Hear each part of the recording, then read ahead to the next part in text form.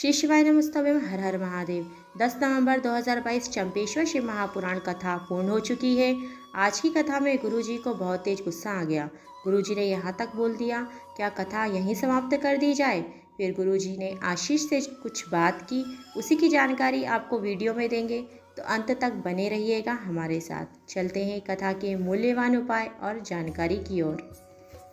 जिस प्रकार का आप चश्मा लगाएंगे आपको वैसा ही दिखता है, जैसी आपकी दृष्टि होगी आपको वैसा ही दिखता प्रतीत होगा। कपटी को कपटी, पापी को पापी, अहंकारी को अहंकारी और अच्छे इंसान को अच्छा इंसान ही दिखेगा। गुरुजी ने कथा में विशेष जोर दिया कि सामने वाले की गलती निकालने से पहले अपने अंदर की गलतियाँ जरूर देख लेनी चाहिए। यदि हम प्रतिदिन 1 लोटा जल शिव जी को चढ़ाते हैं तो इससे हमारे पूर्व जन्म के किए गए पाप कट जाते हैं और इस जन्म के दुख और परेशानी दूर होते हैं। इसीलिए प्रतिदिन 1 लोटा जल शिव जी को जरूर अर्पित करें। गुरु जी ने सभी से निवेदन किया, आप सभी का शंकर जी पर पूर्ण विश्वास होना चाहिए। कभी भी शिव जी की निंदा और शिव के भक्तों की निंदा नहीं सुनोगे तो आपका काम होना निश्चित ही है।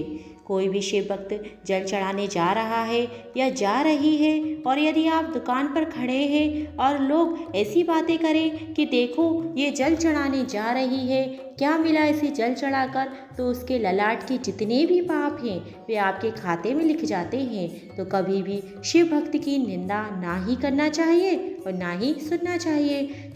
शिव मंदिर नहीं जा सकते हैं, शिव को जल भी नहीं चढ़ा सकते, न शिव के दर्शन कर पा रहे हैं, तो आपका कैसे कल्याण होगा। तो गुरुजी ने बताया, शिव पुराण की कथा कहती है पूजा करना जरूरी नहीं है, हवन धूप करना भी जरूरी नहीं है, 1 लोटा जल चढ़ाना भी ज़रूरी नहीं है। यदि आप किसी ज़रूरतमंद व्यक्ति की मदद कर देते हो तो भोलेनाथ वैसे ही आप पर प्रसन्न हो जाते हैं। आप दूसरों के मार्ग में आने वाले कंकड़ों को उठाकर भी फेंक देते हो तो भोलेनाथ की कृपा आप पर हो जाती है। ऐसे भोलेनाथ की महिमा है। गुरुजी कहते हैं, ना हमने वैकुंठ देखा है ना तुमने वैकुंठ देखा है, पर भागवत कहती है भजन कीर्तन करो वैकुंठ मिलेगा ही। लेकिन शिव पुराण की कथा कहती है शिवलिंग पर 1 लोटा जल अर्पित करो तो वैकुंठ जाने की जरूरत नहीं है, वैकुंठपति खुद आपके पास स्वयं चले आएंगे। गुरुजी ने यह भी बताया, यदि आपका निर्मल मन है और आप सभी के बारे में निर्मल मन से सोचते हैं तो आपको परमात्मा की प्राप्ति जरूर होगी। यदि आप भगवान का भजन कहीं भी कर लेते हैं, कहीं भी बैठकर अगर आप भगवान का कीर्तन करते हैं तो शिव जी जरूर सुनते हैं और शिव जी तक आपकी आवाज़ ज़रूर पहुंच जाती है। आज कथा में गुरुजी ने विशेष जानकारी दी है। दर्जी भी आपके शर्ट में सीधे हाथ की तरफ पॉकेट क्यों बनाता है, वे इसलिए क्योंकि जब भी आप शिव मंदिर जाते हो तो बेलपत्र लेकर आते हो तो उसे आप पैंट में तो रखोगे नहीं, क्योंकि कमर से नीचे बेलपत्र नहीं रखा जाता, उसे आप शर्ट में ही रखोगे। बेलपत्र को हृदय के पास रखने से रक्तचाप सही होता है, हृदय की ब्लॉकेज हट जाती है, हार्ट अटैक की समस्या नहीं आती है। बहुत बल है बेलपत्र में। गुरुजी ने सभी पुरुष भाइयों से कहा है कि बेलपत्र को कुछ समय के लिए अपने पॉकेट में जरूर रखें।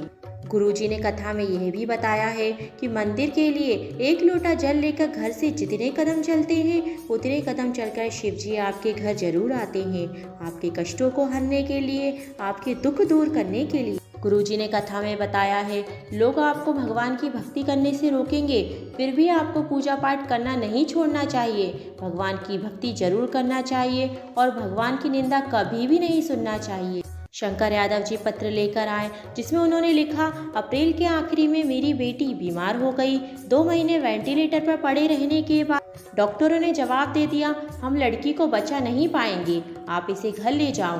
फिर हमने आस्था पर कथा सुनी, 1 लोटा जल शिव जी को अर्पित किया और उस जल को डॉक्टर से अनुरोध कर नासिका में जो नली लगी थी उससे देना प्रारंभ कर दिया। साथ में शिव जी को एक बेलपत्र भी चढ़ाते और उस बेलपत्र को उठाकर लेके आते, उसको बच्ची के बेड पर भी रख देते। 2 महीने के बाद हमारी बेटी का चेकअप हुआ तो अब वह स्वस्थ है। 15 दिन बाद ही वह घर आ गई, वे पूरी तरह से ठीक हो चुकी है। इसीलिए हम आभार प्रकट करने कथा पंडाल में आए हैं। श्री शिवाय नमस्तभ्यम।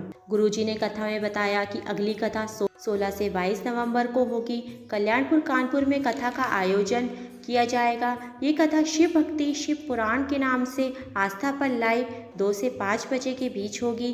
कथा में गुरुजी ने कानपुर वासियों से कहा, करो तैयारी, आ रहे हैं कुबरेश्वर भंडारी। गुरुजी ने कथा में गुस्से से कहा, साउंड सिस्टम चेक करो, गला पूरा ही गड़बड़ा गया है। इसके बाद गुरुजी ने आशीष से कहा, कथा जब भी साउंड सिस्टम चेक करके लिया करो।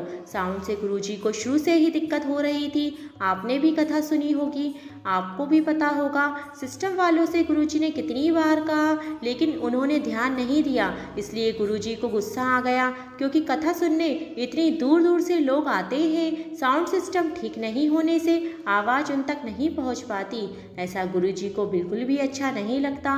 कथा सुनने आए भक्तों को कथा का रसास्वादन मिलना चाहिए। आपको कथा सार सुनकर कैसा लगा, कमेंट में ज़रूर बताइएगा और वीडियो को लाइक ज़रूर कीजिएगा।